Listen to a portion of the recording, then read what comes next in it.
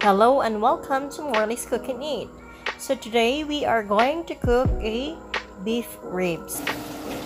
Okay, so we are just going to start by putting about 3 to 4 cups of water in a saucepan or in a saucepan.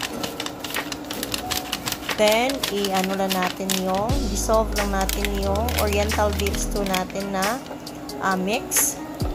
Isi-stir natin. And then, hayaan na natin siya na ma-dissolve. Pagkatapos ay takpan na natin yung ating saucepan at hayaan na natin na kumulo yung ating liquid. So, I have here about half kilogram of beef ribs. This is actually a local beef ribs. So, yeah. Okay, so eto kumulo na yung ating liquid. So, idagdag na natin yung ating beef ribs. Tapos ay ilagay na natin yung ating star anise and bay leaves. And then, takpan na natin yung ating saucepan at isisimmer na natin siya for about 2.5 to 3 hours until tender na yung meat natin. So, makikita niyo siya. Medyo malambot na siya. Ayan. And, pwede na natin i-turn off yung heat natin. Then, we're just gonna heat up another pan and then add cooking oil. Tapos ay mag-igisa lang tayo ng sibuyas at saka bawang.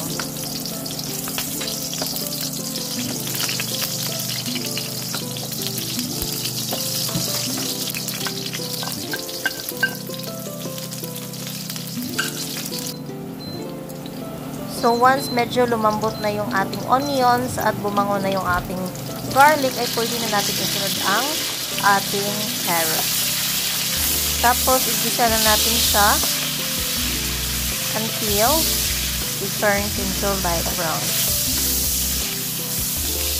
At pagkatapos nyan, ay pwede na natin isunod yung ating potatoes.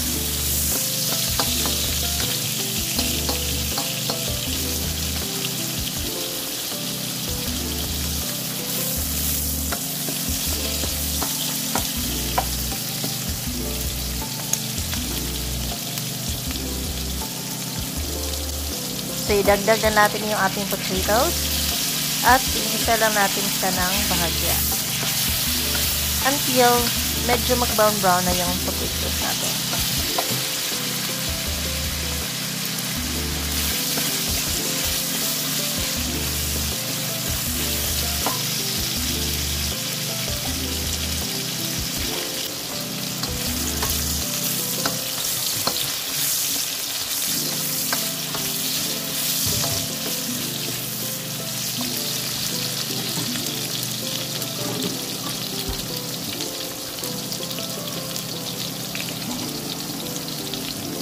At this point, pwede natin idagdag yung ating meat na natakuluan na or na-simmer na.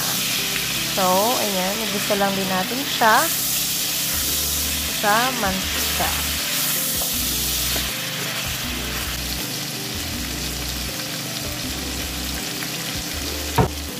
Ayan, at naglagay lang ako ng 2 tablespoons na Chinese cooking wine.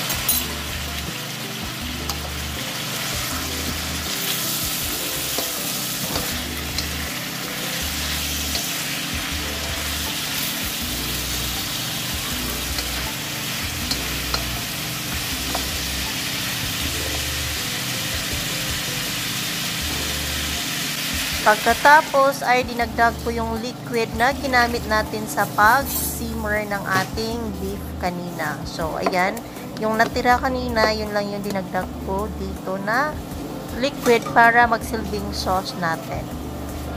Pagkatapos ay nagdagdag lang ako ng isang beef broth cube. Then, I added a teaspoon of cumin, a teaspoon of sweet paprika, and black pepper to taste.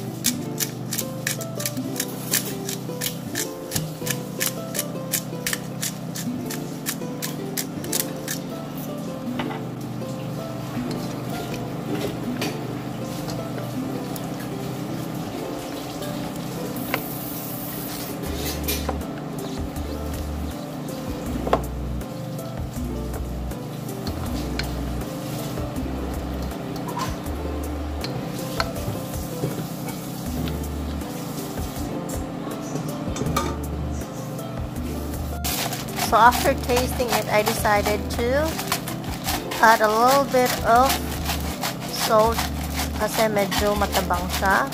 But then I didn't want to put too much because of course we don't want to have high sodium on our diet.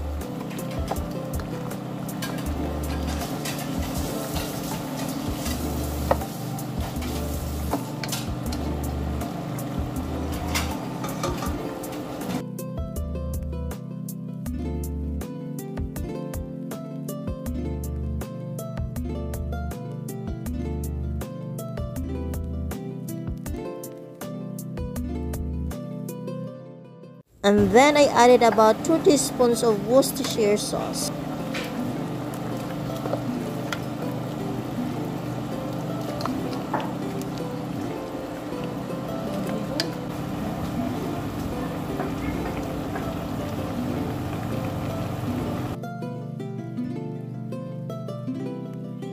And then, I have here a cornstarch slurry. So, nag-dissolve lang ako ng 1 teaspoon of cornstarch sa 2 teaspoon ng tubig. So, dagdag lang natin siya dito para pampatikin ng ating sauce.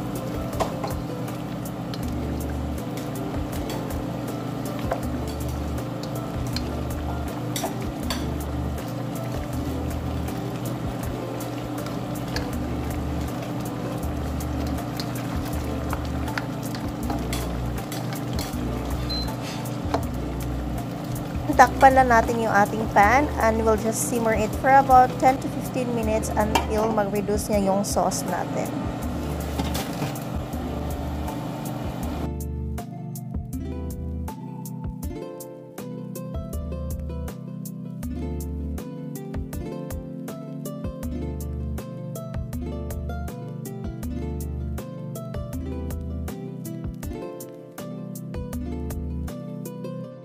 So, check lang natin if malambot na yung potatoes and carrots natin.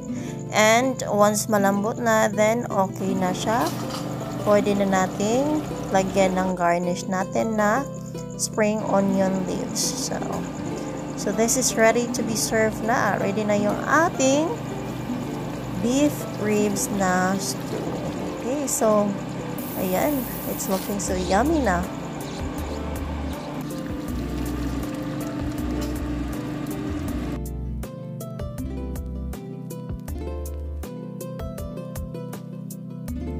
So, I'm serving this one with mashed potato, but also you can serve this with rice, with pasta, and anything that you want. So, ayan.